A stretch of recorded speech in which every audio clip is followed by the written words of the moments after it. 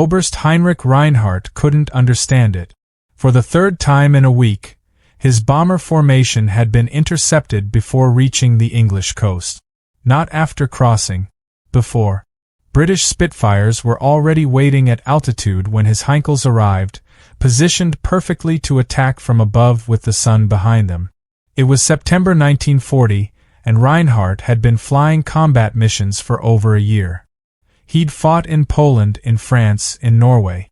He knew what aerial combat looked like. This wasn't normal. His formation had maintained radio silence during the entire approach from France. They'd varied their route. They'd changed their timing. Nothing helped. The British were always there, always waiting, always positioned with tactical advantage. German intelligence officers were equally baffled. Luftwaffe commanders interrogated captured RAF pilots, asking how British fighters knew where to intercept. Most prisoners said nothing, trained to maintain operational security. A few mentioned headquarters, or controllers directing them to targets. One captured pilot let slip a single word, "Chain home," before realizing his mistake and refusing to say more. What was chain home? German reconnaissance aircraft had photographed strange towers along the British coast. Tall steel structures, 350 feet high, arranged in groups of 4 at regular intervals. Intelligence analysts studied the photos and concluded they were probably radio navigation beacons or long-range communication masts. Expensive infrastructure, certainly, but not particularly threatening. Some analysts noted that the towers seemed to be pointed outward, toward the sea, which was unusual for communication towers. But nobody connected them to the impossible British ability to intercept every raid. August 15, 1940. 1,130 hours. A formation of 110 German aircraft crossed the North Sea, heading toward England's northeast coast. This was the largest raid yet attempted in that sector. Surely, the commanders thought, such a massive formation would overwhelm whatever detection methods the British were using. 110 miles from the English coast, completely invisible to any human observer, the formation was already being watched.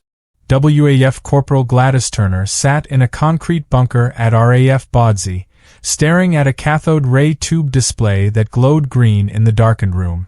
She was 19 years old. She'd been operating radar equipment for 6 months, and she was watching death approach. The green spike on her screen grew stronger with each sweep of the radar beam. Turner had seen dozens of raids on this screen, but this one was massive. She estimated over 100 aircraft based on the strength and pattern of the radar return. She keyed her microphone with practiced calm.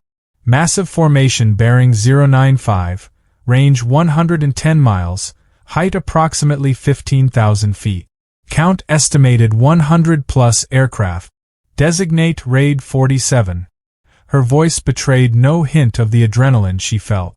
Just clear, professional reporting of information that would determine whether British fighters would be waiting, or whether German bombers would arrive unopposed.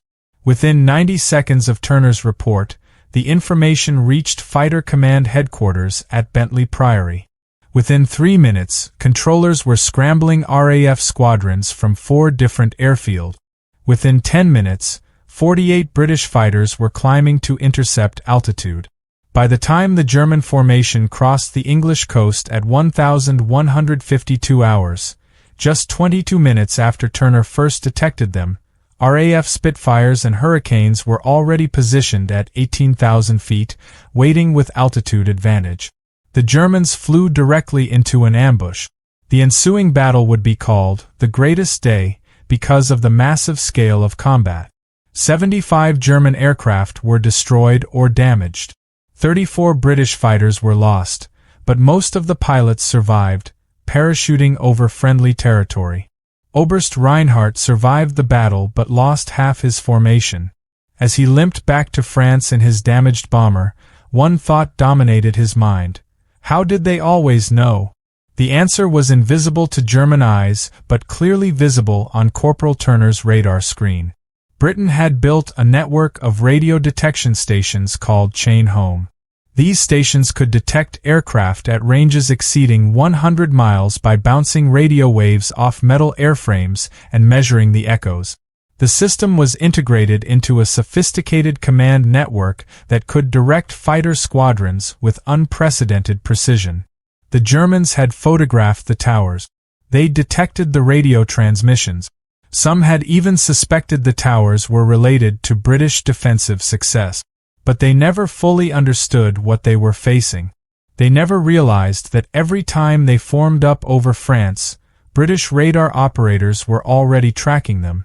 They never grasped that the invisible shield of radio waves was as important as the visible fighters and guns, and that failure to understand would cost them the Battle of Britain. The bomber will always get through. The only defense is offense, which means that you have to kill more women and children more quickly than the enemy if you want to save yourselves.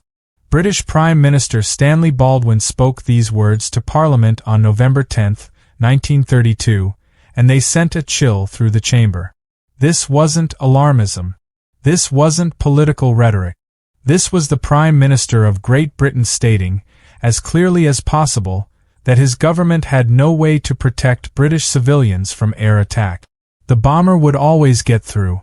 No matter what defenses Britain built, enemy aircraft would reach British cities and drop their bombs.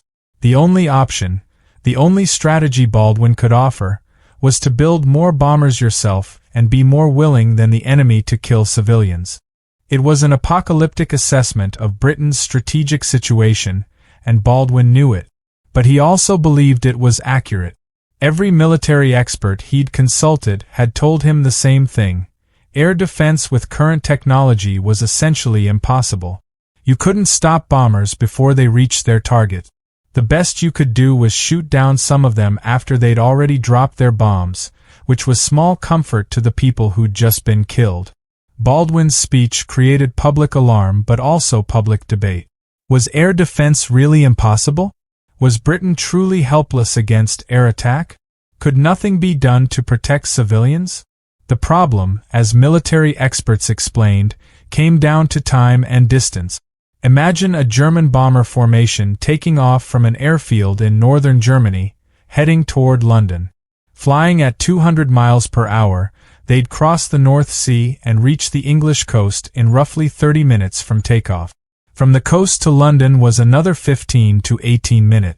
Total flight time, about 45 to 50 minutes. Now imagine British defenses trying to respond. First, they had to detect the raid. Britain's detection systems in 1932 were acoustic mirrors and visual observers. Best case, they'd detect the raid when it reached the English coast, about 15 minutes from London. Acoustic detection would immediately report the contact to Regional Air Defense Headquarters. Headquarters would scramble fighter squadrons. Pilots would run to their aircraft, start engines, take off. Scramble time, 5 to 8 minutes. Now fighters are airborne, but they're at low altitude. They need to climb to meet the bombers, which are probably at 15,000 to 20,000 feet. Climb time to altitude, another 10 to 12 minutes. At this point, 18 to 20 minutes have elapsed since the raid was detected. The German bombers are already over London, dropping their bombs. The fighters are still climbing to intercept altitude. By the time British fighters reach the bombers, the attack is already over. The mathematics were brutal and inescapable. With only 15 minutes of warning from coastal detection, there wasn't enough time to intercept. You needed earlier warning, detection of raids while they were still 50 to 100 miles from the coast. But no technology existed that could detect aircraft at those ranges. Sound detection maxed out at 15 miles in perfect conditions. Visual observation was line of sight only, you couldn't see over the horizon. British military planners tried every conventional solution they could imagine. Could you station observers on ships in the North Sea, extending the visual detection range? Yes, but only in daylight and clear weather. At night or in fog they'd see nothing. Could you fly standing air patrols, with fighters constantly in the air searching for incoming raids? Theoretically yes, but the fuel consumption and pilot fatigue made it unsustainable. You'd exhaust your fighter force within days. Could you build more fighters and just accept that some would be caught on the ground? You'd still have enough to respond? The numbers didn't work. Germany could build bombers faster than Britain could build fighters, and the loss rates would favor the attackers. Could you focus on civil defense, shelters, evacuation plans, firefighting, to reduce casualties? That helped at the margins, but it didn't prevent the attacks. It just tried to minimize the damage after bombs fell. By 1934, the situation had become desperate enough that the Air Ministry established a special committee to explore radical solutions. The Committee for the Scientific Survey of Air Defense, chaired by physicist Henry Tizard, was tasked with investigating whether science could solve a problem that conventional military thinking couldn't. The committee included some of Britain's top scientists and engineers. They explored ideas that sounded like science fiction. Could you detect aircraft by their electrical emissions? By disturbances in the Earth's magnetic field? By the heat from their engines? Could you build some kind of directed energy weapon to shoot them down? Every idea was investigated, no matter how unlikely it seemed. In January 1935, the committee asked Robert Watson-Watt, superintendent of the Radio Research Station, to investigate one particularly wild concept: a radio death ray that could destroy enemy aircraft in flight. H.G. Wells had written about heat rays in The War of the Worlds. Nikola Tesla had claimed to have invented a death beam. Could radio waves be weaponized? Watson-Watt was a serious physicist with no patience for science fiction, but he did the calculations anyway. His conclusion was unambiguous. A radio death ray was impossible.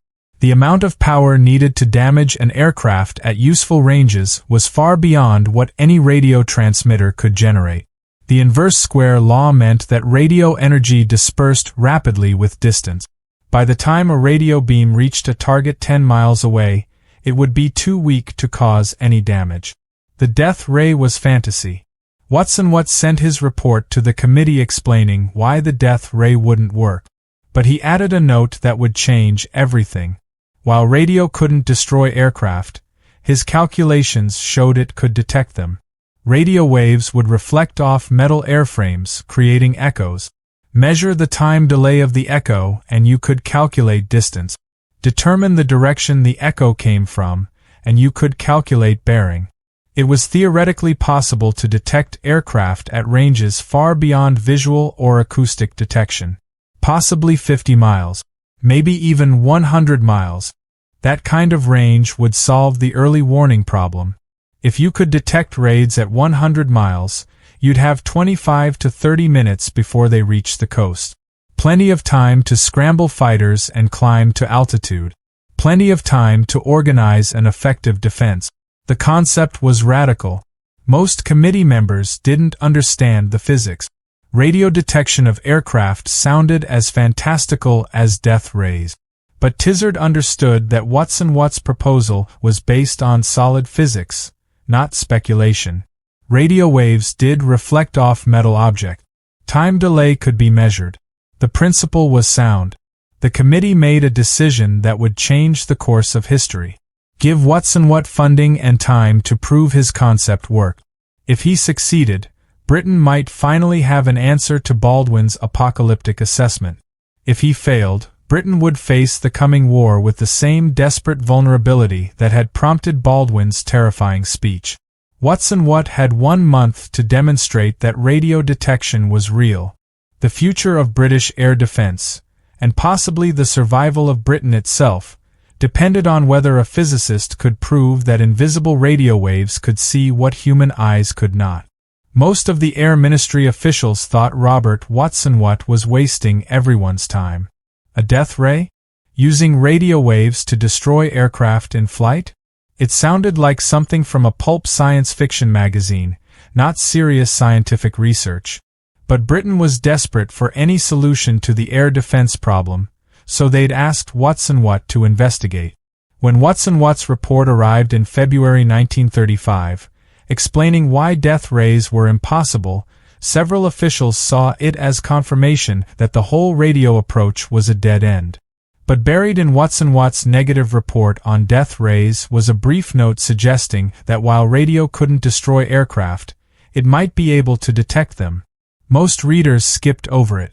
Detection wasn't what they'd asked for. They wanted weapons, not sensors.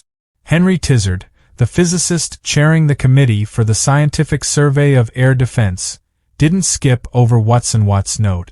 Tizard understood immediately what Watt was suggesting. Radio waves could reflect off metal surfaces. Aircraft were metal. If you could detect those reflections, you could locate aircraft. Detection at long range would solve the early warning problem that acoustic mirrors and visual observers couldn't solve. Tizard brought Watt's idea to the full committee. The response was mixed at best. Several members were skeptical that radio detection could work at useful ranges. Even if it worked, how would you distinguish aircraft echoes from all the other radio noise and interference? How would you train operators to interpret the signals? How would you integrate this theoretical detection method into actual air defense operations? One committee member stated bluntly, "This sounds like Watt is trying to salvage something from his failed death ray investigation. Radio detection at 50 or 100 miles. I'll believe it when I see it." Watt, sitting quietly through the skeptical questions, understood he was facing an uphill battle. Scientists and engineers had proposed dozens of theoretical detection methods over the past decade. None had worked when actually tested. Why should anyone believe radio detection would be different? Tizard defended Watt's proposal. The physics was sound. Watt was a serious researcher with a track record in radio propagation studies. The concept deserved a fair test. After lengthy debate, the committee reached a compromise. Watt would get one chance to demonstrate radio detection under controlled conditions. If he succeeded, he'd receive funding for further development. If he failed, the committee would stop pursuing radio approaches and focus resources elsewhere. The deadline was brutally short, less than 1 month. Watt accepted the challenge without hesitation. He'd calculated that radio detection should work. Now he had to prove it. The problem was equipment. Watt didn't have transmitters powerful enough for long-range detection, and he didn't have time to build them. He needed to demonstrate the principle using whatever already existed. The solution was unconventional. The BBC's short-wave transmitter at Daventry broadcast continuously at 12 kilowatt. Watt could use that as his radio source. He'd set up a receiver to detect both the direct BBC signal and any echoes from aircraft. It was improvised, but it would prove whether radio detection was real or fantasy. February 26, 1935. Watt had arranged for an RAF bomber to fly a specific course at a predetermined time. He'd set up his receiver and oscilloscope in a field near Upper Stowe, and he'd invited the skeptics from the Air Ministry to witness the demonstration. Several officials made the trip, some out of genuine interest, others seemingly hoping to watch Watt's idea fail so they could move on to more promising approaches. Watt explained the test setup with confidence that appeared to border on arrogance. When the bomber flew between the BBC transmitter and his receiver, they would see a deflection on the oscilloscope screen. That deflection would be the radio echo from the aircraft. Clear, measurable, undeniable proof that radio detection worked. One observer asked skeptically, "And what do we see if it doesn't work?" Watt replied calmly, "Then you see a steady line on the screen, and I go back to studying atmospheric phenomena instead of solving Britain's air defense problems." The bomber took off. Watt and the observers gathered around the oscilloscope. The screen showed the continuous trace of the BBC's direct signal, a steady horizontal line with regular pulses. Minutes passed. The bomber should be approaching the detection zone. The oscilloscope trace remained unchanged. Watt showed no visible concern, but later he'd admit his heart was pounding. If this didn't work, His credibility was destroyed and Britain lost a potential solution to the early warning crisis. Then it happened.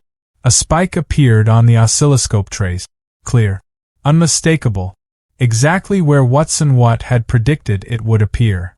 As the bomber continued its flight path, the spike moved across the screen, tracking the aircraft's position. The observers watched in silence, seeing radio detection transform from theory to demonstrated fact before their eyes. When the test concluded, the bomber had been tracked continuously across its entire course. The radio echoes had been clear and consistent. One of the previously skeptical observers asked Watson Watt, "How far away was that aircraft?" 8 miles, Watson Watt replied. 8 miles? That's barely better than acoustic mirrors. Watson Watt smiled. 8 miles using improvised equipment and a transmitter designed for broadcasting, not for aircraft detection.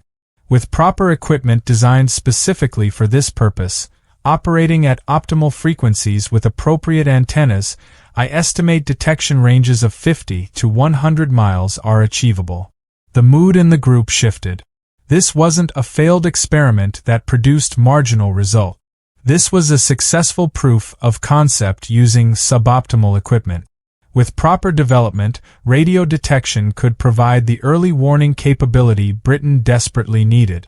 Within days, Watson Watt received authorization and funding to develop a practical radio detection system. The skeptics had been silenced by experimental proof. Watson Watt established a research station at Orfordness and began the systematic work of improving detection range, accuracy, and reliability. His team expanded from just himself and Arnold Wilkins to include engineers, technicians, and operators. The progress was steady and impressive. 40-mile detection by September 1935. 60 miles by December. Over 100 miles by mid-1936. Each improvement was documented, tested, and verified.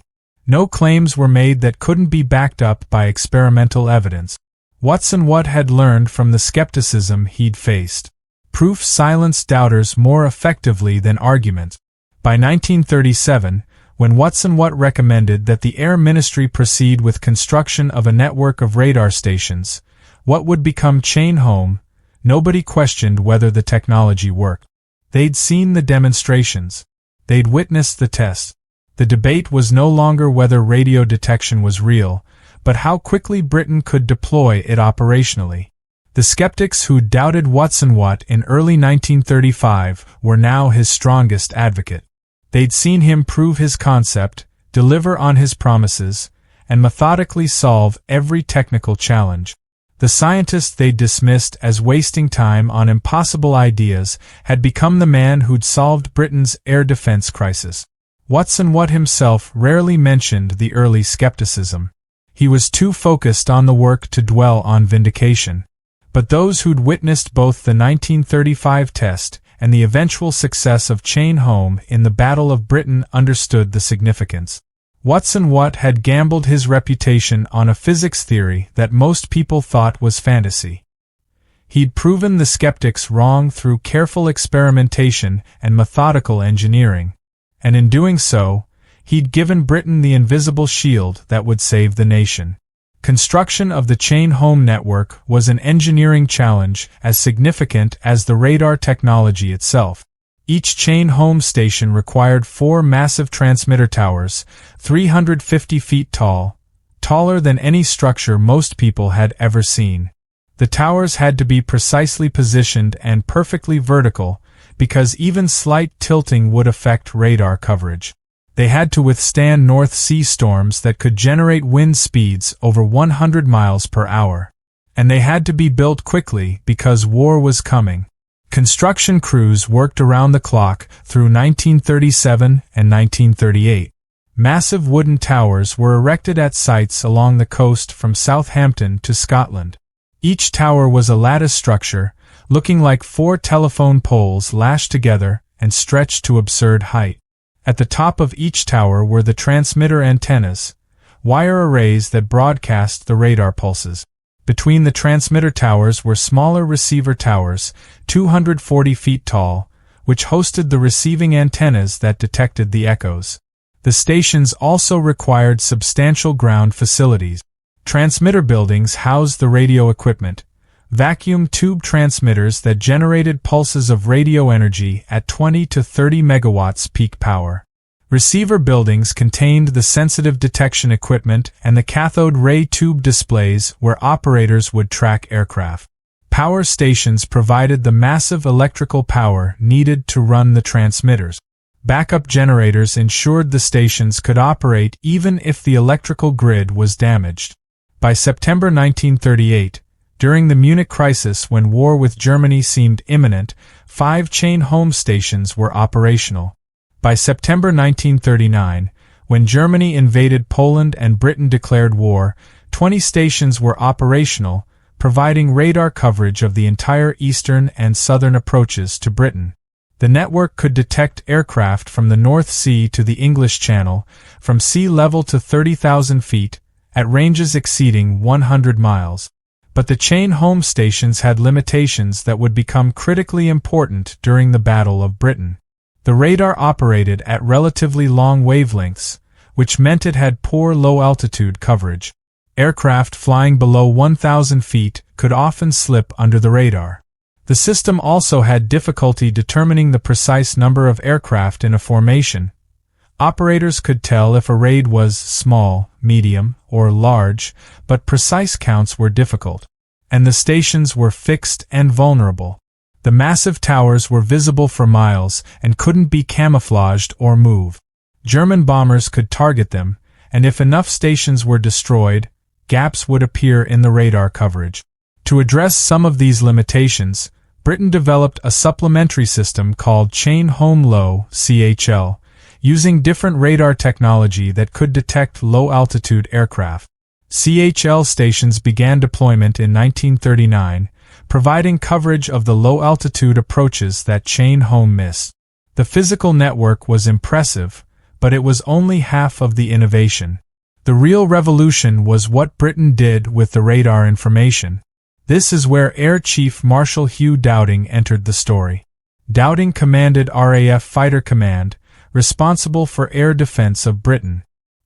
He understood that radar detection was only valuable if you could turn that information into action quickly enough to matter. An aircraft detected at 100 miles range would cross to the British coast in about 20 minutes if traveling at 300 miles per hour. Fighter aircraft needed 10 to 15 minutes to scramble, take off, climb to altitude, and reach interception positions. That left a window of only 5 to 10 minutes for human decision-making. The information had to flow from radar operators to commanders to fighter squadrons with absolute minimum delay. Dowding created an integrated command and control system that military historians consider as revolutionary as radar itself. The system worked like this. Chain home stations detected incoming aircraft and immediately reported range, bearing, altitude, and estimated numbers to a filter room at Fighter Command Headquarters. The filter room staff, mostly Women's Auxiliary Air Force (WAF) personnel, correlated reports from multiple radar stations to create a single accurate picture of each raid, eliminating duplicate reports and false contact. The filtered information went to the operations room, a large hall with a huge map table showing all of Britain. WAF plotters wearing headsets would move markers on the map table representing enemy raids and friendly fighter squadrons. RAF controllers sitting in a gallery overlooking the map table could see the entire tactical situation at a glance. Based on what they saw on the map table, controllers would issue orders to sector commanders, who controlled groups of fighter airfields. Sector commanders would scramble squadrons from specific airfields, giving pilots vectors to intercept enemy raids. The fighter pilots, once airborne, received continual updates from ground controllers via radio, directing them toward the enemy. The entire system operated with brutal efficiency. From initial radar detection to fighters being scrambled typically took 3 to 5 minutes. From scramble to fighters reaching interception altitude took another 10 to 12 minutes. A raid detected at 100 miles could be intercepted 50 to 60 miles from the coast, long before reaching British cities. This gave Britain a capability no other nation possessed in 1940, the ability to concentrate defending fighters at the exact time and place where enemy raids would arrive, rather than flying standing patrols that wasted fuel and pilot endurance. The system's sophistication extended to how Britain allocated its fighter resources. Dowding divided Britain into groups, geographical commands each responsible for defending specific areas. 11 Group defended London and the southeast, the most threatened area. 12 Group defended the Midlands. 13 Group defended the north. Each group had multiple sectors, each controlling several airfields. This hierarchical structure allowed for coordinated response to raids at multiple scales. A small raid might be handled by one sector scrambling one squadron. A massive raid might trigger a coordinated response from multiple sectors in multiple groups.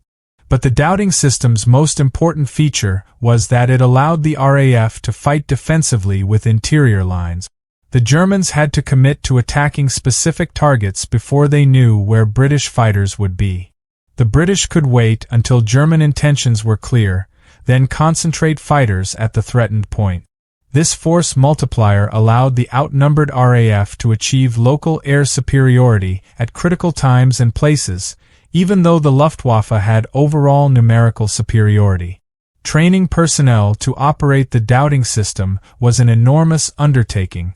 WWII plotters had to learn to read raid markers quickly and move them accurately on the map table. Controllers had to learn to assess tactical situations instantly and make snap decisions about which squadrons to scramble.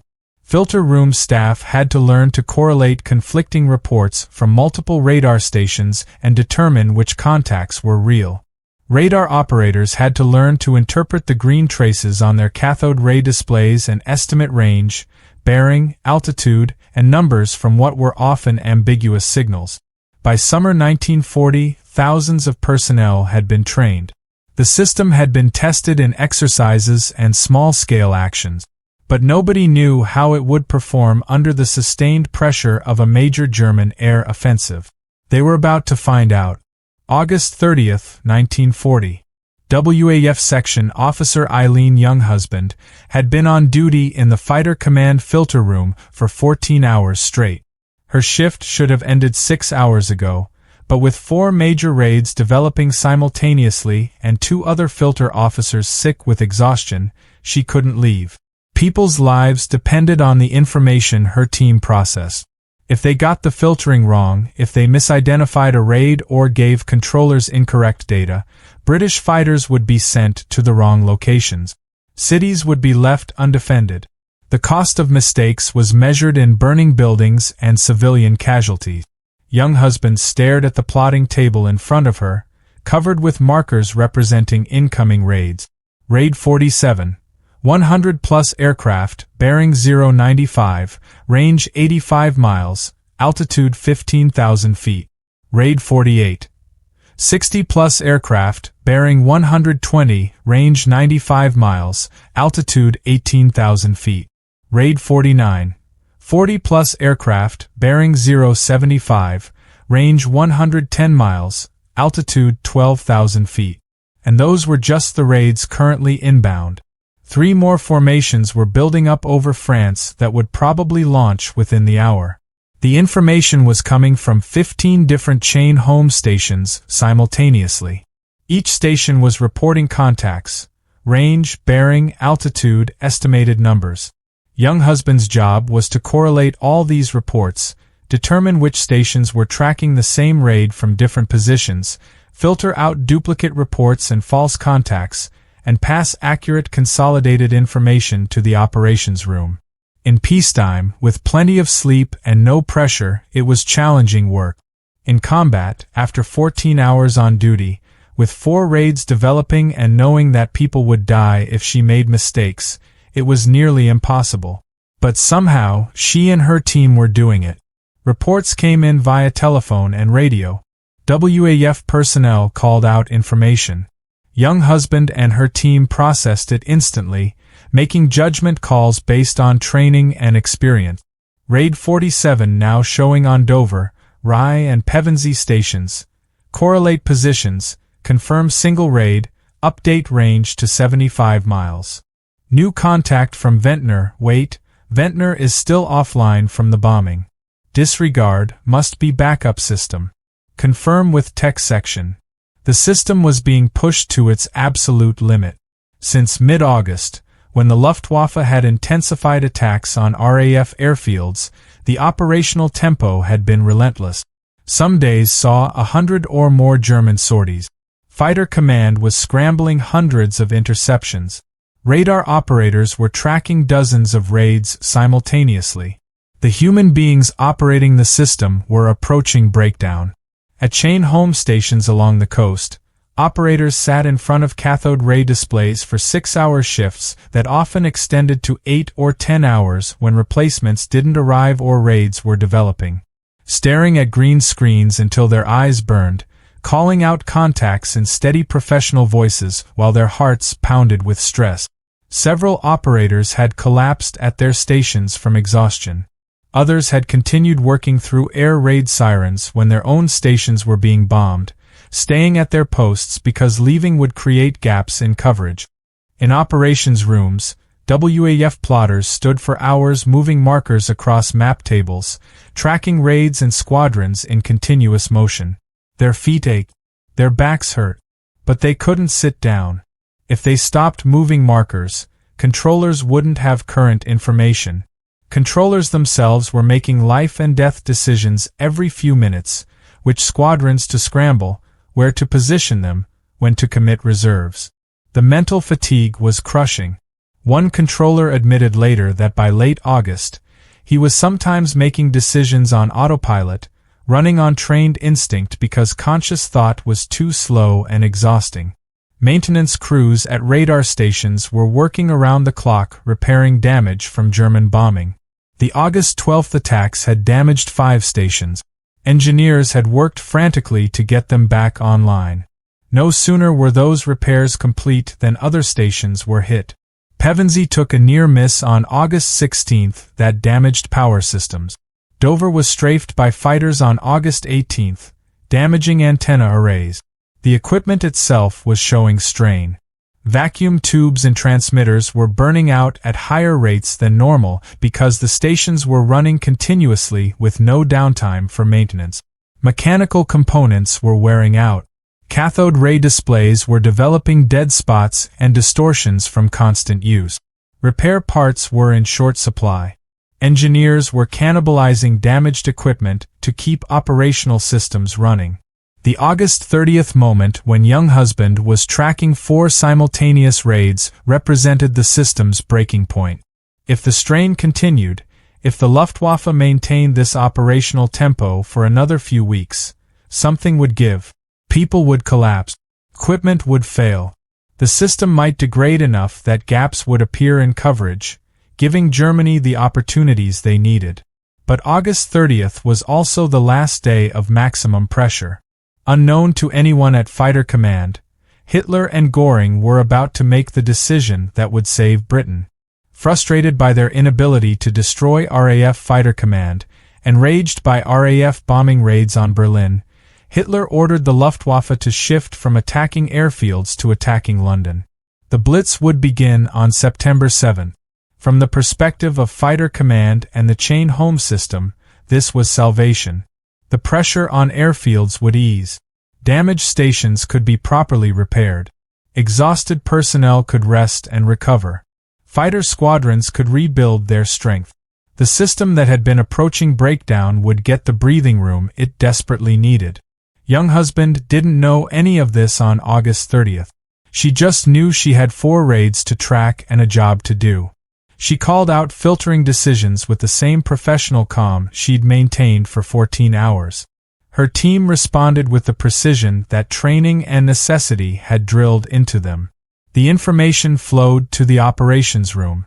Controllers made decisions. Squadrons scrambled. The system functioned.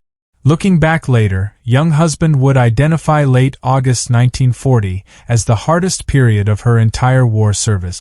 We were running on fumes, exhausted, scared, pushed beyond what we thought were our limits. But we kept going because stopping wasn't an option.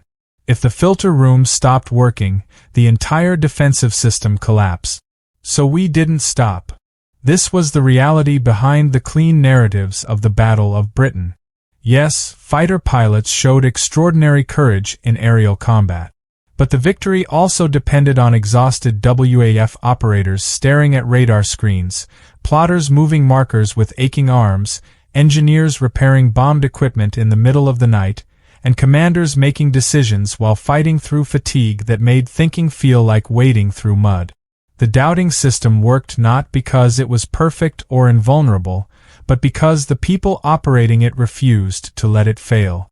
When the system was pushed to breaking point in late August 1940, it held barely, because individuals like Younghusband did their jobs through exhaustion, fear, and overwhelming pressure.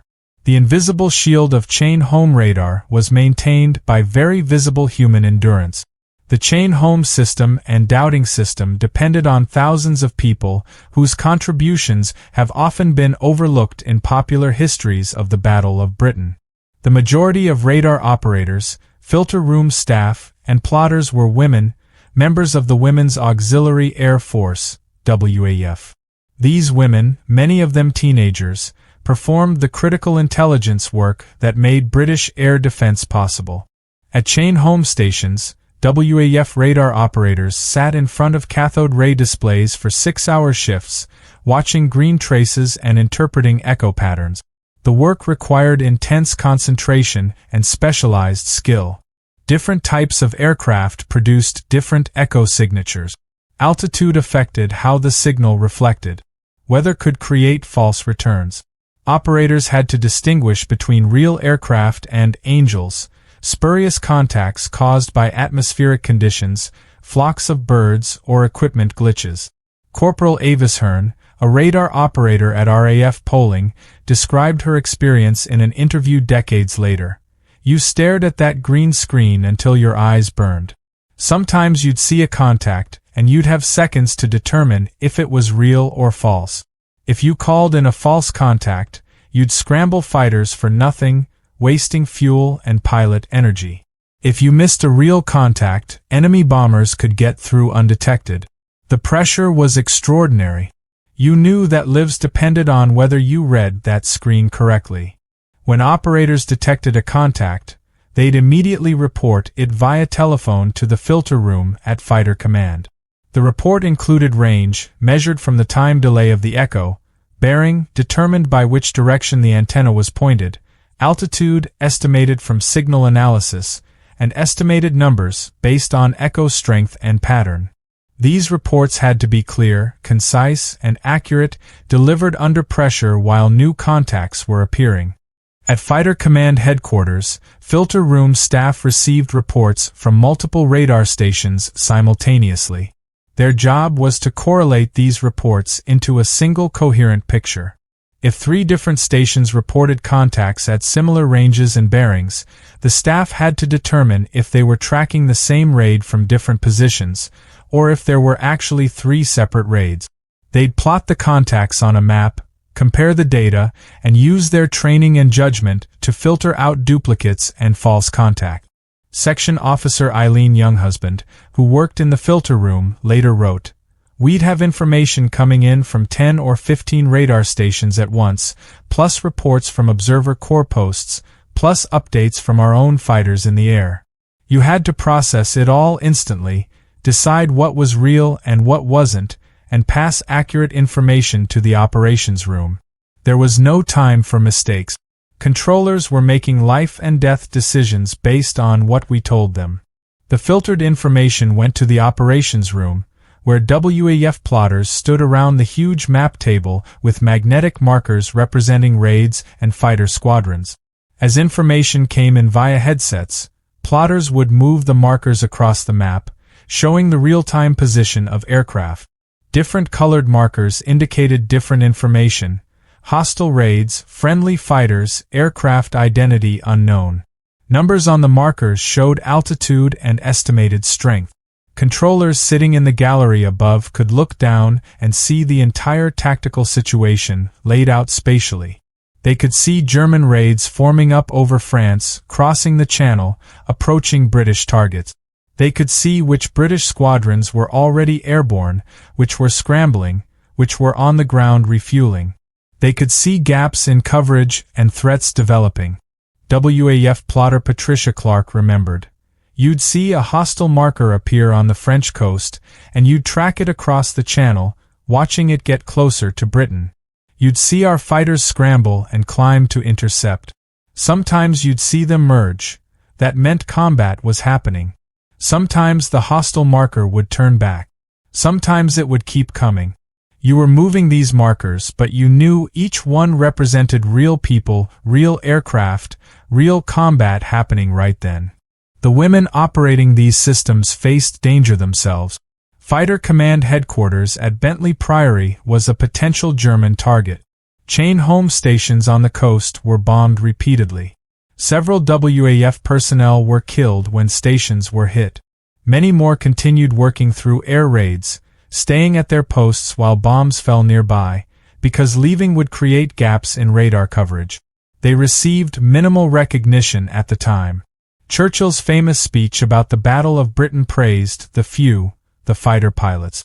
He didn't mention the radar operators, the plotters, the filter room staff, the telephone operators who kept communication lines open, or the hundreds of other support personnel who made the doubting system function. After the war, most of these women returned to civilian life and rarely spoke about their service.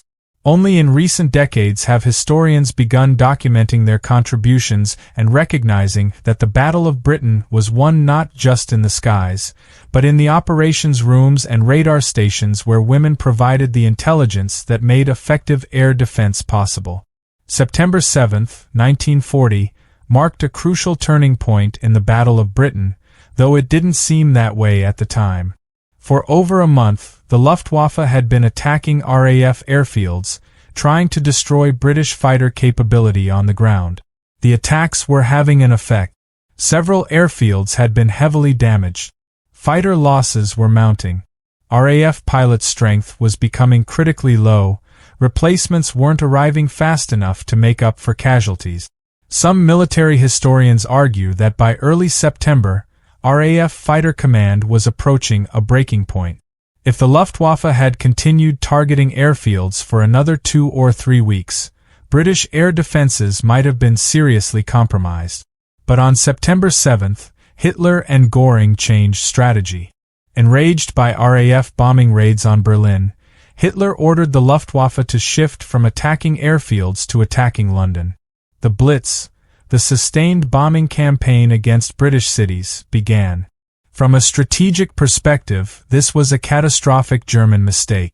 By switching from military targets, airfields, to civilian/industrial targets, cities, the Luftwaffe gave RAF Fighter Command the breathing room it desperately needed to repair damaged airfields, rest exhausted pilots, and bring new fighter squadrons into the line. From the perspective of the doubting system, the shift to city bombing created a different tactical challenge. Raids on London were larger and more concentrated than the dispersed airfield attacks had been. On September 15, 1940, now celebrated as Battle of Britain Day, the Luftwaffe launched 2 massive raids on London, with over 400 aircraft in each wave. This was the moment when the doubting system proved its full value. The chain home network detected the German formations assembling over France around 11 o'clock hours. Filter rooms processed the information and identified 2 major raid buildup. Operations rooms tracked the developing threat. By the time the first German wave crossed the English coast at 11:30 hours, 11 RAF squadrons had been scrambled from airfields across southeast England. The British fighters met the German formations before they reached London, engaging in running battles that broke up German bomber formations and forced many to jettison their bombs early or abort their attack runs. The second wave arrived in early afternoon and met an equally coordinated response. By day's end, the Luftwaffe had lost 56 aircraft. The RAF lost 26 fighters, but most of the pilots survived. More importantly, the coordinated defense demonstrated that Germany could not achieve the air superiority needed for invasion.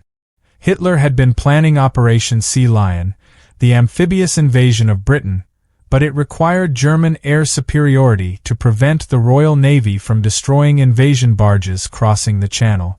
The events of September 15th, and the continued effectiveness of British air defense throughout September, convinced Hitler that air superiority wasn't achievable. On September 17th, Hitler postponed Operation Sea Lion indefinitely. Britain would not be invaded. The Battle of Britain continued through October 1940 as the Luftwaffe shifted to night bombing, trying to destroy British industrial capacity and break civilian morale. Night bombing presented new challenges for the Dowding system. Chain Home could still detect night raids, but darkness made fighter interception far more difficult. British pilots couldn't see enemy bombers at night, and the early air-to-air radar systems weren't yet reliable enough for effective night interception. German bombers did significant damage to London, Coventry, and other cities during the night blitz of 1940 to 1941. But they never achieved the strategic objective of forcing British surrender. British production continued. Morale held. By spring 1941, the Luftwaffe was withdrawing resources from the Western Front to prepare for the invasion of the Soviet Union. The Battle of Britain was over. Britain had survived, and the Chain Home system had been instrumental in that survival. In 1943, British and American bombers faced sophisticated German radar networks defending the Reich. Within months, the Allies had captured German radar equipment, reverse-engineered the technology, developed electronic jamming systems called window aluminum chaff that created false echoes, created specialized anti-radar missiles, identified and targeted radar stations for destruction, and integrated all of this into a comprehensive counter-radar strategy.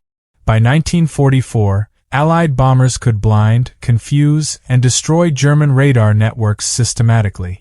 This is what success against enemy radar looked like. Germany in 1940 did none of this against Chain Home. What the Allies did right. They treated enemy radar as a critical strategic system worth studying and defeating. They captured equipment whenever possible, downed German aircraft with radar, raided German installations. They assigned scientists to analyze captured systems and develop countermeasures. They trained specialized units in electronic warfare. They integrated counter-radar tactics into operational planning. What Germany did wrong in 1940? They photographed Chain Home towers but didn't understand what they were seeing. They detected transmissions but classified them incorrectly. They bombed some stations but gave up after superficial damage assessment. They collected intelligence from captured pilots but never synthesized it. They never assigned significant resources to understanding or countering the system. The contrast reveals the depth of German failure. The Allies faced more sophisticated German radar and defeated it through methodical intelligence work and technological countermeasures. Germany faced simpler British radar and never even recognized it as a primary threat. German electronic warfare doctrine in 1940 was years behind British capabilities, and German commanders didn't prioritize closing that gap. If Germany had treated Chain Home the way the Allies later treated German radar, as a critical system requiring dedicated intelligence effort and sustained attack, the Battle of Britain might have ended differently. Instead, German arrogance, technological blindness, and intelligence failure handed Britain a decisive advantage that Göring never understood until it was too late. Strategic Lesson 1. Technology can beat numbers. The RAF had 700 fighters against 2,800 German aircraft.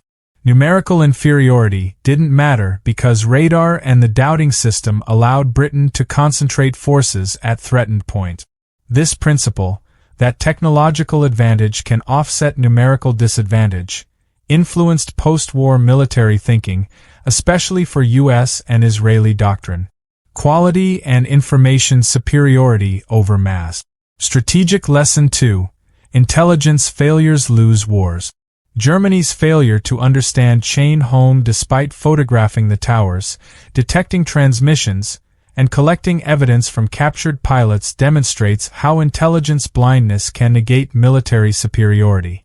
Modern militaries invest heavily in understanding enemy capabilities precisely because of lessons from Germany's 1940 failure. Strategic Lesson 3: Integrated systems win. Chain home alone wasn't enough. Radar needed the doubting system, filter rooms, operations centers, communication networks, trained personnel, doctrine to translate detection into action. Modern military operations emphasize system of systems integration, directly descended from doubting's innovation. Technological Principle 1: Sensor Network. The concept of multiple sensors feeding a central processor to create comprehensive awareness is now fundamental. From military applications, integrated air defense, to civilian uses, traffic management, weather networks, the chain home model of distributed sensors creating unified picture dominates modern systems. Technological Principle 2: Command and Control. Doubting's insight, that information only matters if you can act on it quickly, created modern C2, Command and Control, doctrine. Every military command center, every emergency response system, every air traffic control facility uses principles Doubting established. Collect data, process it centrally, coordinate response, minimize decision lag. Cultural impact. Unsung heroes recognized. For decades, the Battle of Britain narrative focused on the few fighter pilots. Only recently have historians properly recognized radar operators, plotters, engineers, and support staff, mostly women, who made victory possible. This delayed recognition highlights how technological and support contributions are often overlooked compared to visible combat roles. Cultural impact. Science as strategic asset. Watson Watt's success demonstrated that scientists and engineers could contribute as significantly to victory as generals and soldiers.